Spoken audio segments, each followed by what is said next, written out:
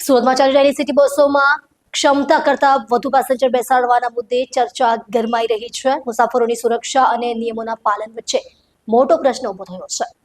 સુરત શહેરમાં રોજના હજારો લોકો સિટી બસ દ્વારા મુસાફરી કરે છે, પરંતુ છેલ્લા કેટલાક દિવસોથી બસોમાં ક્ષમતા કરતા વધુ પેસેન્જર બેસાડવામાં આવતા હોવાની ફરિયાદો મળી રહી છે। નિયમ મુજબ બસમાં જેટલી બેઠકો હોય એટલા જ મુસાફરોને બેસાડવા જોઈએ, પરંતુ વાસ્તવિકતા એ છે કે અનેક બસોમાં મુસાફરોને ઊભા રાખીને બસો દોડાવવામાં આવી રહી છે। ખાસ કરીને સવારે અને સાંજના પીક કલાકોમાં બસોમાં એટલી ભીડ રહે છે કે શ્વાસ લેવામાં પણ મુશ્કેલી પડે છે। આ સ્થિતિમાં અકસ્માત કે અન્ય આકસ્મિક પરિસ્થિતિ સર્જાય તો મોટું નુકસાન થઈ શકે છે। આ સાથે હવે એક મોટો પ્રશ્ન ઊભો થયો છે કે જો રિક્ષા અથવા અન્ય વાહનમાં ક્ષમતા કરતાં વધુ મુસાફરો બેસાડવામાં આવે તો ટ્રાફિક વિભાગ દંડ વસૂલે છે, તો પછી સિટી બસોમાં આવું થતું હોવા છતાં કોઈ કાર્યવાહી કેમ થતી નથી?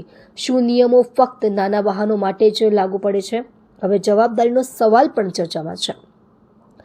શું આ માટે બસ કોન્ટ્રાક્ટર કંપની જવાબદાર છે કે પછી સુરત મહાનગરપાલિકા? જાહેર પરિવહન તરીકે સિટી બસ મુસાફરોને સુવિધા આપવા માટે શરૂ કરવામાં આવી હતી, પરંતુ હવે એ જ સેવા મુસાફરો માટે જોખમરૂપ बनी रही है। दोस्तों नमस्कार, जय हिंद, जय भारत। मैं मंसूर चश्मावाला, सूरत शहर समाजवादी पार्टी प्रमुख। हम लोग खड़े सूरत के सबसे पोस्ट इलाका उतना दरवाजे के ऊपर।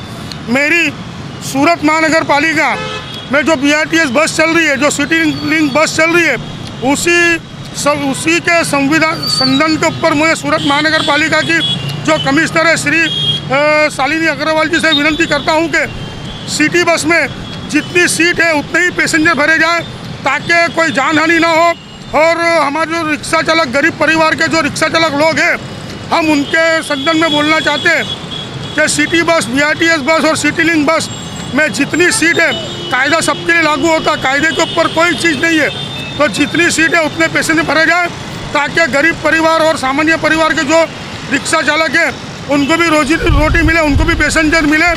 और कोई बस में ज़्यादा पैसेंजर भरने से जो अगर जान हानि होती है तो उसका जवाबदार कौन? जय हिंद, जय भारत, जय समाजवाद।